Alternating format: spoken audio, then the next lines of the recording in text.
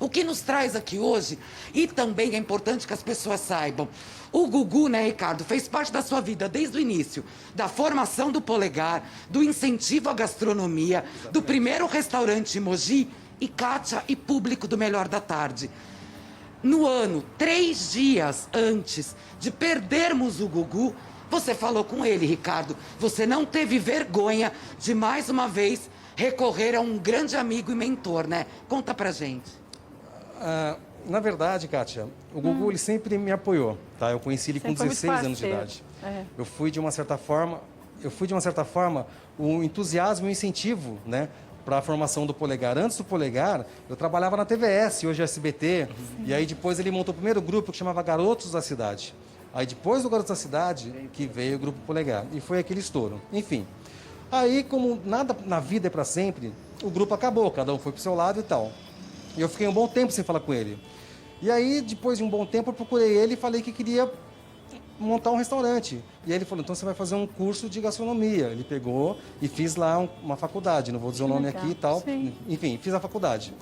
Me formei, ganhei um lindo restaurante. E não deu certo, entendeu? Por quê? Porque não adianta você ter o melhor filé mignon, o melhor salmão, os melhores cozinheiros, os melhores pratos e não tiver cliente, entendeu? Não adianta você ser um excelente apresentador, uma linda, maravilhosa como você é, e não tiver público, não tiver audiência, você vai pra rua. Vai mesmo. Entendeu? É assim, faz parte do sistema. É simples entendeu? assim. Enfim, então...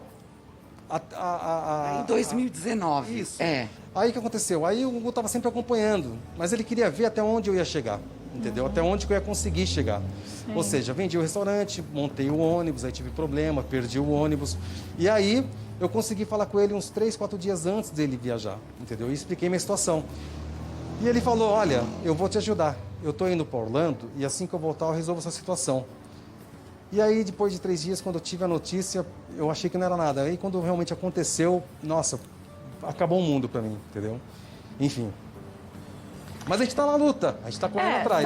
Tá na luta, mas quero saber mais sobre o seu relacionamento com o Gugu, porque a gente sabe que o Gugu sempre foi um grande pai, um grande irmão de todos esses profissionais que trabalhavam com ele, que ele não divulgava o que ele fazia pelas pessoas. E a gente sabe que ele sempre foi um queridíssimo. Ele ajudava muita gente. Ajudava muita gente. Mas, Rafa, quero fazer uma pergunta pra você. Já me conta mais do Gugu. Vai lá, Rafa. Oi, Ricardo, boa tarde. É o Rafa que tá falando. Eu queria saber...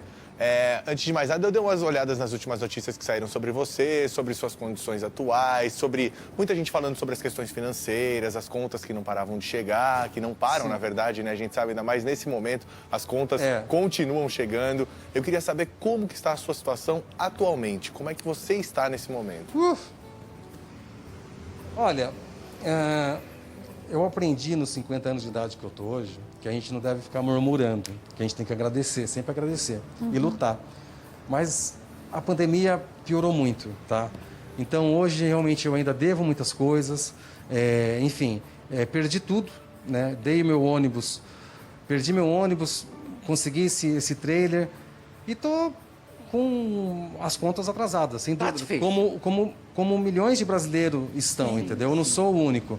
E, não então mesmo. tá assim, tá 3 aluguéis atrasado, enfim, contas atrasadas, enfim, mas eu tô lutando, tô correndo atrás, né? E não sou um cara orgulhoso, entendeu? Eu tenho que acreditar, ter fé e sei lá, e precisar dos amigos, mas os amigos essas horas fogem, eles desaparecem. Mas entendeu? É porque esses não são amigos de verdade. Mas tem fãs.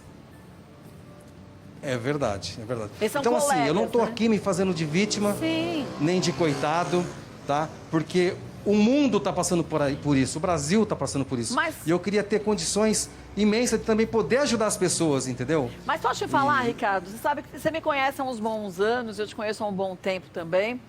E você sabe que não faz parte da minha forma de enxergar as coisas, as situações, a gente expor as pessoas.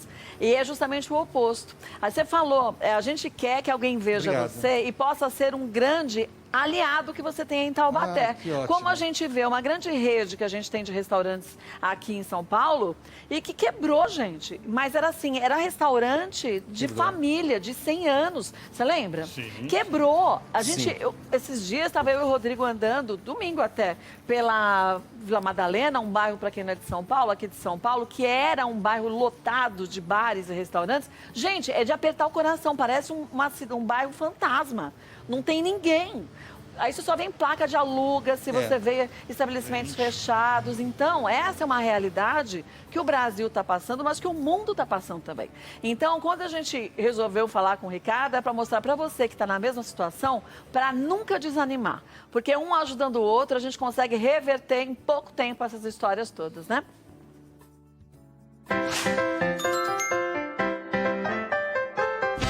Sejam bem-vindos vocês do Brasil todinho. A gente está aqui conversando hoje com o Ricardo Costa, ex-integrante do Polegar. Ele, gente, que é advogado, ele que é chefe de cozinha com faculdade, sim, porque não é assim denominação, sabe? Autodenominação de chefe.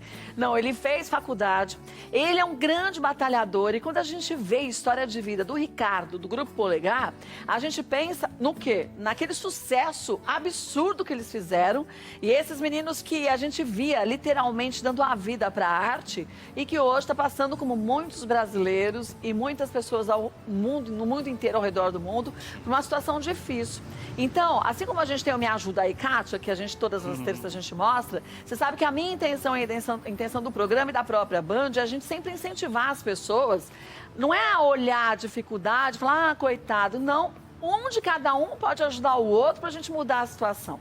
Cada um pode contribuir de uma forma, né, Ricardo? Você estava dizendo que a tua situação hoje é difícil, mas que você não desiste de jeito nenhum, né? Cara, eu tô muito feliz de estar com você. Eu também. Falando aqui de Taubaté para todo o Brasil, né, Kátia? Agora a gente está em rede nacional, muito legal. Enfim, então, aquela coisa que eu acabei falando agora há pouco, eu não tô aqui me fazendo de vítima nem de coitado. Não, pelo contrário. Tá ruim pro mundo, pro Brasil inteiro, entendeu? E, enfim, e agora há pouco você tinha falado a respeito, né, do Gugu e tal, que tinha me ajudado, sempre me ajudou, sempre me apoiou.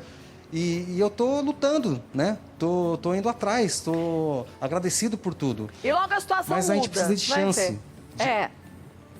A gente precisa de chance, condição e oportunidade. E o que você está me dando agora é uma chance, uma condição e uma oportunidade. E eu trabalho aqui das 6h30 até 1 da manhã.